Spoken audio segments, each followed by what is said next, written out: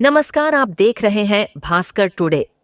उत्तर प्रदेश के मुख्यमंत्री योगी आदित्यनाथ ने मंगलवार को नाथ नगरी बरेली में आयोजित एक भव्य कार्यक्रम में 933 करोड़ रुपए की 132 विकास परियोजनाओं का लोकार्पण और शिलान्यास किया। इस अवसर पर उन्होंने अत्याधुनिक जीवन रक्षक सुविधाओं से लैस 2554 नई एम्बुलेंस को हरी झंडी दिखाकर रवाना किया।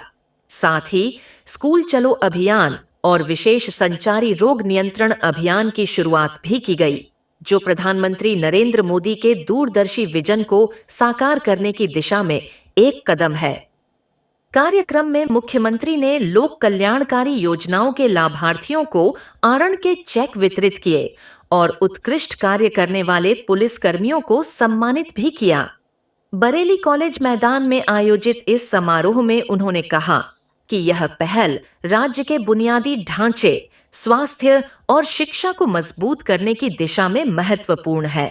स्कूल चलो अभियान के तहत हर बच्चे को शिक्षा से जोड़ा जाएगा, जबकि विशेष संचारी रोग नियंत्रण अभियान संक्रामक रोगों की रोकथाम के लिए स्वास्थ्य व्यवस्था को सुदृढ़ करेगा।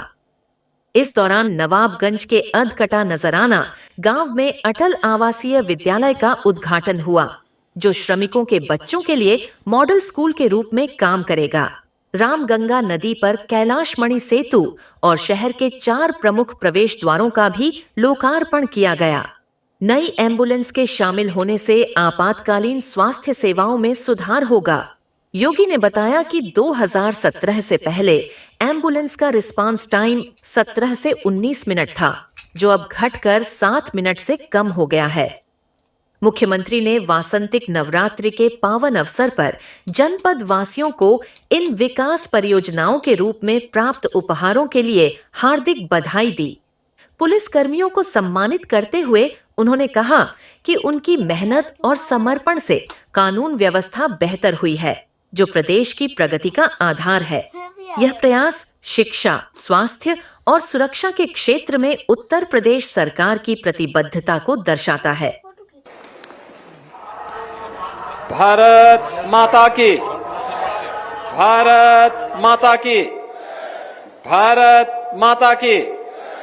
वंदे वंदे वंदे।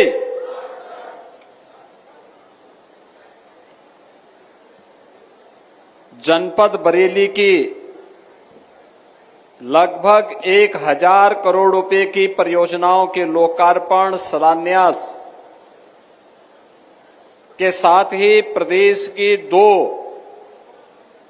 महत्वपूर्ण योजनाओं को शुभारंभ करने के लिए आज मुझे बरेली के इस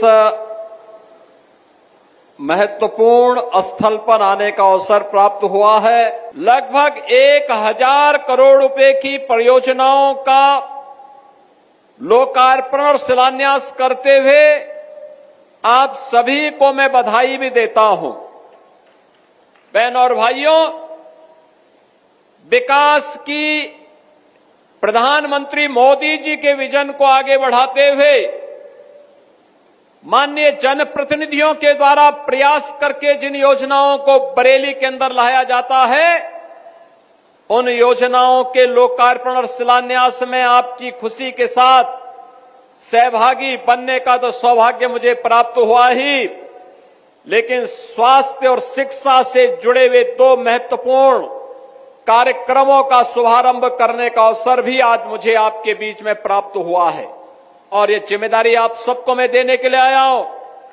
ये केवल सरकार की जिम्मेदारी नहीं, ये समाज की जिम्मेदारी भी बनती है कि समाज की इस जिम्मेदारी के साथ समाज भी इस बात को अपने ऊपर ले कि अगर कोई व्यक्ति, कोई बच्चा अनपढ़ रह जाता है तो समाज के लिए भी एक चुनौती है, राष्ट्र के लिए भी चुनौती है, उस परिवार के लिए तो चुनौती है ही है, लेकिन हम सबको इस बात को ध्यान में रखना होगा।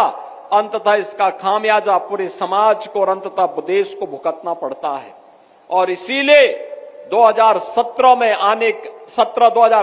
आने पर हम लोगों ने अनिवार्य रूप से प्रारंभ किया। स्कूल का सत्र प्रारंभ होते ही हर जनप्रतिनिधि, हर शिक्षक स्कूल चलो अभियान के साथ जुड़ेगा, हर बच्चे को स्कूल पहुंचाएगा। और मुझे बताते हुए प्रसन्नता है कि 2017 में जब बेसिक शिक्षा परिषद की स्थिति को हम लोगों ने देखा था, उस समय बेसिक शिक्षा परिषद की स्थिति अत्यंत खराब थी। तमाम स्कूल बंदी के कगार की ओर जा रहे थे। न टॉयलेट थे बालक बालिकाओं के लिए, न पेयजल की व्यवस्था थी, न फर्नीचर थी, न वहां के फर्श बने हुए थे। स्मार्ट क्लास और डिजिटल लाइब्रेरी की बात तो ये दूर की कौड़ी थी। और बहनों और भाइयों, आज मुझे बताते हुए प्रसन्नता है, उत्तर प्रदेश में 2017 में 1,34,00,000 बच्चों ने केवल नामांकन कराया था। इसमें 60% बच्चे ऐसे थे जो कभी स्कूल नहीं जाते थे। और आज मुझे बताते हुए प्रसन्नता है, स्कूल की कायाकल्प होने के बाद उत्तर प्रदेश के अंदर आज के दिन पर गत वर्ष हम लोगों ने 1,91,00,000 बच्चों को डीबीटी के माध्यम से 1,200 रुपये हर बच्चे के अभिभावक के अकाउंट में हम लोगों ने भेजने का काम किया। प्रधानमंत्री मोदी जी के कर कमलों से उत्तर प्रदेश में 16 अटल आवासीय विद्यालय प्रारंभ किए थे। ये 16 अटल आवासीय विद्यालय रजिस्टर्ड बीओसी बोर्ड के श्रमिकों के बच्चों के लिए शुभारंभ किया था। आज बरेली का अटल आवासीय विद्यालय प्रारंभ होने जा रहा है। अभी नवाबगंज में थोड़ी देर में हम लोग जाएंगे। 70 करोड़ रुपए की लागत से लॉजिंग, फूडिंग की सारी व्यवस्था वहां पर उन बच्चों के लिए हम लोग उपलब्ध करवाते हैं। अच्छी उत्तम शिक्षा की व्यवस्था उन बच्चों के लिए है। शिक्षकों का भी प्रशिक्षण होता है, प्रिंसिपल्स का भी प्रशिक्षण होता है, और फिर बच्चों को उत्तम शिक्षा देने का कार्यक्रम करा करके एक मॉडल विद्यालय के रूप में उन्हें स्थापित किया गया है। और उस तर्ज पर बेसिक शिक्षा परिषद ने भी हर जनपद में मुख्यमंत्री कंपोजिट विद्यालय को प्रारंभ करने का निर्णय लिया है। और दूसरे चरण में यहां पर काम करने के लिए आए हैं। स्वास्थ्य के मामले में, स्वास्थ्य ये किसी भी सभ्य समाज के लिए उतना ही महत्वपूर्ण है जितनी शिक्षा है। शिक्षा और समाज की आधारशिला है, तो किसी भी सभ्य समाज को सशक्त बनाने के लिए उत्तम स्वास्थ्य अत्यंत महत्वपूर्ण है। और उत्तम स्वास्थ्य के लिए उन्हें उस प्रकार के केंद्र मिले, बीमारियों की, महामारियों के बचाव के लिए जागरूकता से अभियान आगे बढ़ेगा। और आज उत्तर प्रदेश सरकार संचारी रोग नियंत्रण के एक बड़े कार्यक्रम को आगे बढ़ा रहा है। संचारी रोग, इंसेफ्लाइटिस, डेंगू, मलेरिया, चिकनगुनिया, कालाजार, इन जैसी विषाणु जनित बीमारियों से बचाव के लिए व्यापक जन जागरूकता कार्यक्रम की श्रृंखला में आज हम यहां पर आए हैं। और साथ साथ आज उत्तर प्रदेश सरकार के द्वारा भारत सरकार के सहयोग से 2500 से अधिक, 2500 से अधिक एम्बुलेंस स्वास्थ्य सेवा में जनता जनार्दन की सेवा के लिए लगाई जा रही है। यह इसलिए भी लगाई जा रही है जिससे रिस्पांस टाइम कम हो सके। 108 की एम्बुलेंस सेवा जो दिन रात आपकी सेवा के लिए समर्पित है। याद करिए 2017 के पहले इसका रिस्पांस टाइम लगभग 17 से 19 मिनट हुआ करता था। आज यही कम होकर के 7 मिनट के आसपास आया है। इसको और भी कम करने के लिए ये 2500 से अधिक एम्बुलेंस आज यहां पर एक साथ पूरे प्रदेश भर के लिए शुभारंभ किए जा रहे हैं। इससे प्रदेश की जनता लाभान्वित होगी। मैं उन सभी लाभान्वित होने वाले प्रदेशवासियों को इसकी बधाई देता हूं। बहनों और भाइयों, ये संचारी रोग के लिए उत्तर प्रदेश का अलग अलग क्षेत्र, अलग अलग संचारी रोग के लिए अत्यंत संवेदनशील है।